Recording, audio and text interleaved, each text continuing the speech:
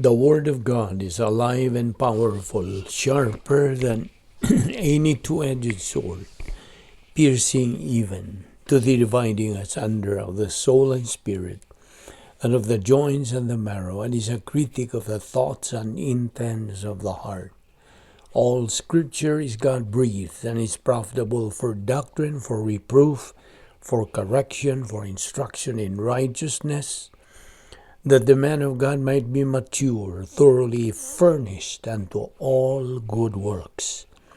Study to show thyself approved unto God, a workman that needeth not to be ashamed, rightly dividing the word of truth. Psalm 86:11-12. Teach me your way, O Lord, I will walk in your truth. Unite my heart to fear your name. I will praise you, O Lord my God, with all my heart, and I will glorify your name forevermore. Proverbs 23:12. Apply your heart to instruction, and your ears to words of knowledge. Psalm 119:33-35. Teach me, O Lord, the way of your statutes, and I shall keep it to the end. Give me understanding, and I shall keep your law. Indeed, I shall observe it with my whole heart. Make me walk in the path of your commandments, for I delight in it.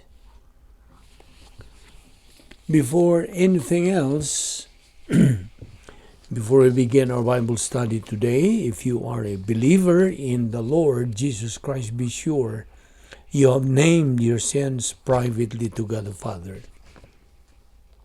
1 John 1:9 says, if we confess our known sins, He is faithful and righteous to forgive us our known sins and to cleanse us from all unknown or forgotten sins, unrighteousness. So after you do that, you will be in fellowship with God, filled with the Holy Spirit, and ready to learn Bible doctrine from the Word of God. However, if you have never personally believed in the Lord Jesus Christ as your Savior, the issue you're facing is not confession of your sins. The issue is faith alone in Christ alone.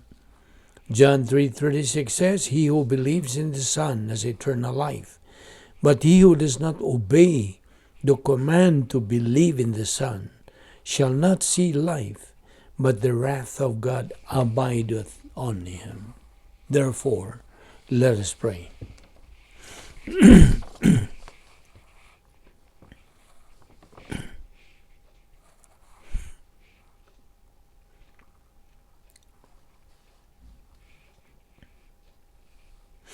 Let us pray. Once again, Father, we thank you for your faithfulness.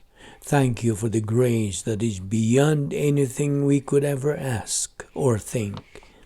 You have provided all things well for us. You have left nothing unprovided. And furthermore, you have anticipated everything that was necessary billions of years ago. And so, Father, as we continue to fellowship with you in your word, as your mercies are renewed day by day, as you have provided this portion of manna, the written word, may God the Holy Spirit enlighten us, for we ask it in Christ's name. Amen.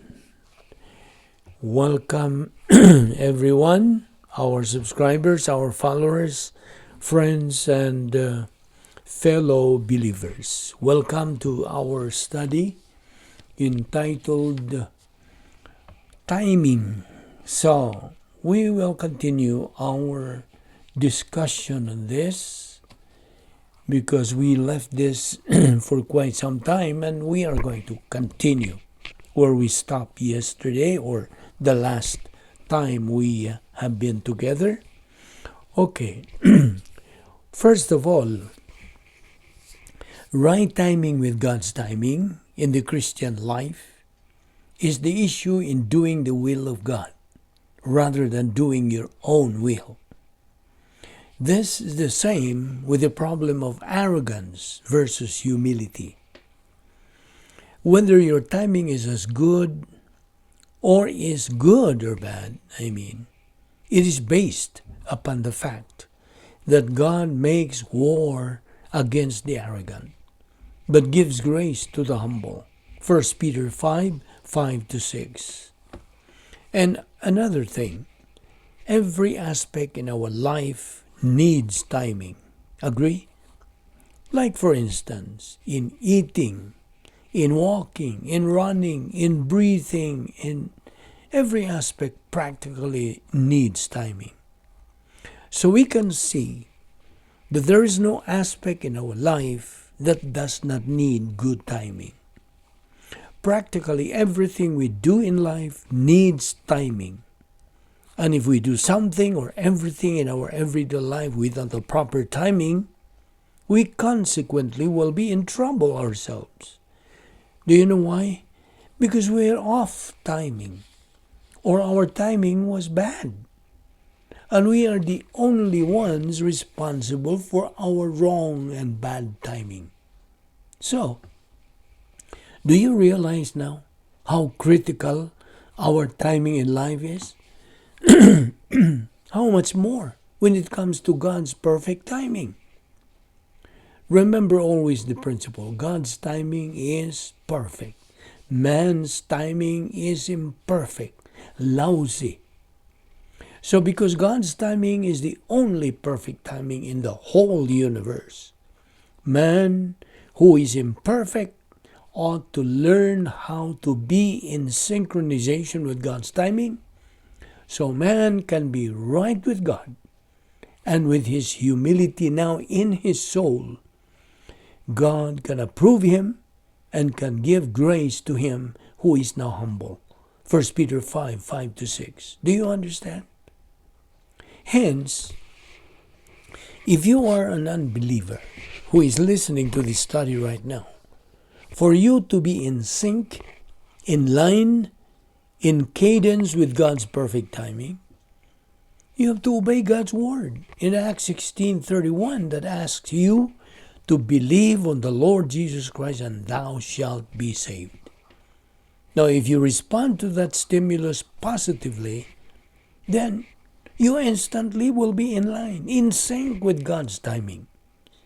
And for you, fellow believer, who has been in the state of carnality, and maybe you're in reversionism now, you only can recover and be restored back in fellowship with God by using the recovery technique of 1 John 1:9. If we confess our sins, God is faithful and just to forgive us our sins and to cleanse us from all unrighteousness. Then instantly you are back to God's power system, the operational divine dynasphere, and you're in line, in sync again with God's perfect timing. Therefore, if your timing is off, meaning wrong and bad, in any area in your day-to-day activities, always remember that there is nothing in life that does not need the right timing. So may I repeat, if your timing is off, you're going to encounter some problems. You see, a believer's life without doctrine is inevitably a life of bad and wrong timing. How do you as a believer be in timing with God's if you have no doctrine? You can't. A believer who has no doctrine in his soul has no idea of God's grace. His being related to the Lord Jesus Christ forever has no meaning, no impact in his life. Yes, he is a believer. That's true. He is saved forever. He goes to heaven after he dies. But his phase 2 life is full of misery. He could hardly be distinguished as a believer because he is perpetually carnal. Hence, he is under God's divine discipline. He is out of line, off, out of God's timing. By the way, when it comes to the promotion of a believer with doctrine. Okay, let's talk about promotion. Any promotion he acquires is always in a proper time. Again, let us quote the principle in promotion. When God promotes a believer, that believer is really promoted. But when God does not promote a believer, that believer is not promoted. That's the principle. Remember that there is always a wrong time for promotion and there is a proper time for promotion. While we may think we all know about it, in reality only God knows the right and the wrong time. We have come across in our study about being in a right place at the right time with the right attitude. So, God only promotes a believer who is in line, in sync with God's perfect timing. And God does not promote a believer who is out of timing with God's timing. I hope that's clear enough on your mentality. So again, timing is very critical to the life of a believer. Listen, if you ignore this doctrine, if you don't consider well this very doctrine, sorry to tell you, fellow believer, you're just a poor victim to Satan's goal. What is Satan's goal for us believers? Well, to make our life miserable, like what he is experiencing being God's arch enemy. Satan wants us believers to be miserable like him. Remember the principle on this. Misery loves company. Now, if you are asked, can you afford to become a miserable person? Answer me. Hey, can you allow yourself to be a miserable creature? Yes, you're going to be one if you ignore this critical doctrine of timing with the right and perfect timing of God. And you still remember that we have but one life to live? That's true. We have only one life to take care of.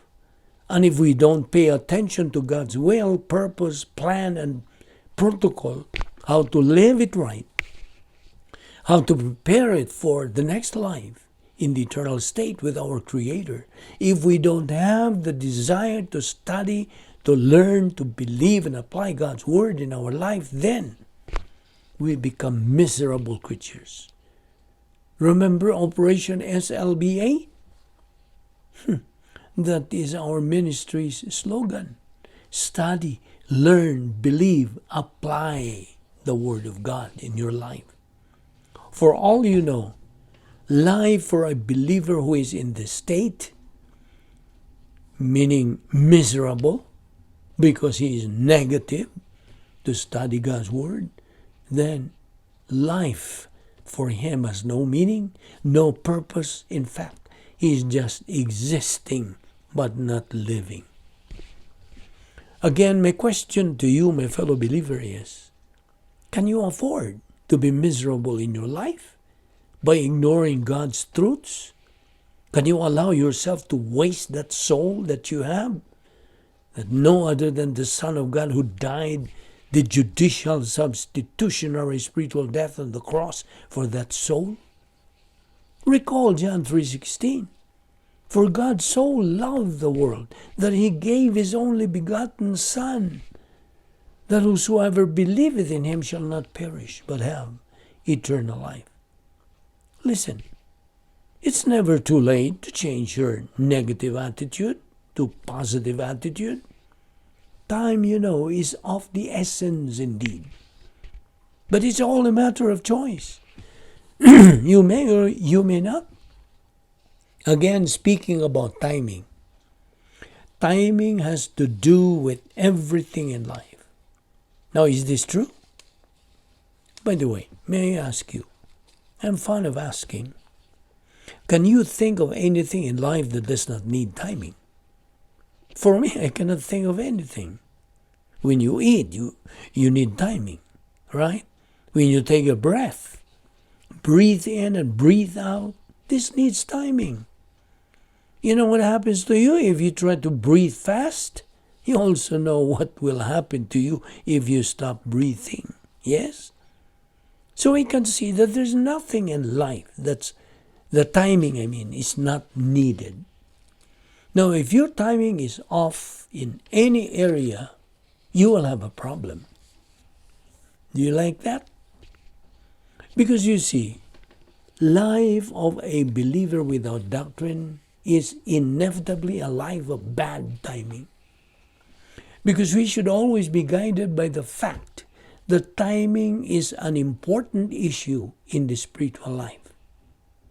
Right timing in the perception of doctrine, right timing in the metabolization of doctrine, and right timing in the application of doctrine. And of course, one of our guides in our execution of God's protocol plan is that we must be in the right place at the right time with the right attitude.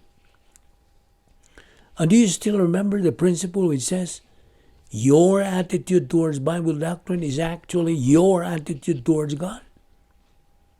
Do you know why this is so? Because we cannot separate the written word from the living word. Do you know what we mean?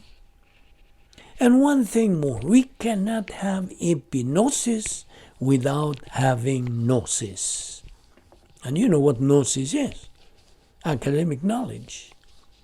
Gnosis is a believer's first thing to acquire before converting it into epignosis. But to convert it from gnosis to epignosis, that is God the Holy Spirit's role to play through the function of His efficacious grace. So there is timing in all of these processes and procedures that we believers have to go through in our spiritual life. Don't forget that God Himself was the one who formulated, who prepared all of His procedures and protocol in eternity past, foremost of which is the right timing on these things. So, we said a while ago that we must follow and adjust to God's right timing should we wish to attain our common goal as believers, the spiritual maturity stage, by following God's right timing in the perception of doctrine, right timing in the metabolization of doctrine, and right timing in the application of doctrine. And mark this very well. You cannot apply anything you do not know. That's a principle too. Yes. First, you have to know, to learn, to understand what you are studying. Because if you don't, it would be impossible for you to believe it, nonetheless to apply it. Do you know what we mean? You see, as a review, and in fact, it is this ministry slogan, again, Operation SLBA, study, learn, believe, and apply the Word of God. Now, to sum it up, you cannot apply anything you do not believe. And you cannot believe anything you haven't learned and studied. Understand? You see, this is part of God's perfect timing that we believers have to observe and follow if we have to be serious in the pursuit of reaching our spiritual objective, which is the capacity stage. Be aware, fellow believer, that we are mandated by doctrine, by the Word of God, to accumulate the post-salvation epistemological rehabilitation on a daily basis by assimilating Bible doctrine and applying it on a moment-by-moment basis. That's the right timing of God in the execution of the unique spiritual life.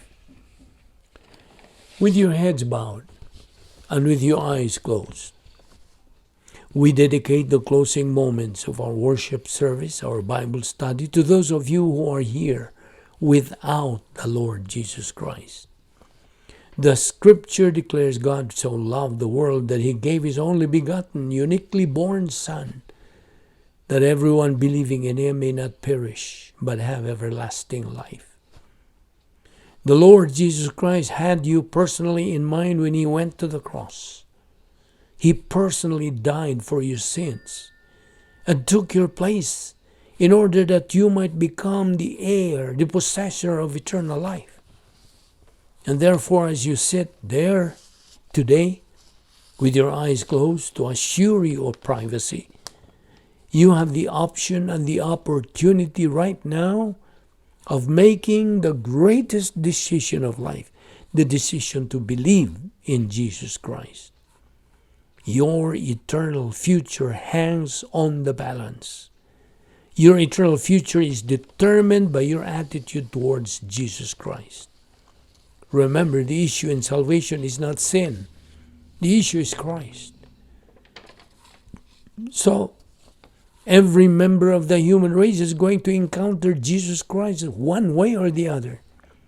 He is either going to encounter Jesus Christ as Savior by believing in Him, or else he is going to encounter Jesus Christ as Judge at the great white throne judgment by his rejection of Christ as Savior.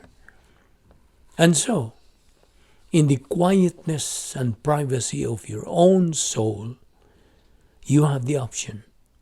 You have the opportunity right now of making the greatest decision of life. The decision to believe in Jesus Christ. Your eternal future is determined by your attitude towards Jesus Christ. Therefore, believe on the Lord Jesus Christ, and thou shalt be saved. Let us pray. We thank you, Heavenly Father, for that so great salvation which you have freely provided for us through your uniquely born Son, the Lord Jesus Christ. Although we do not deserve your love because of our sinfulness and unfaithfulness to you, you have ever been faithful and always will be to your word.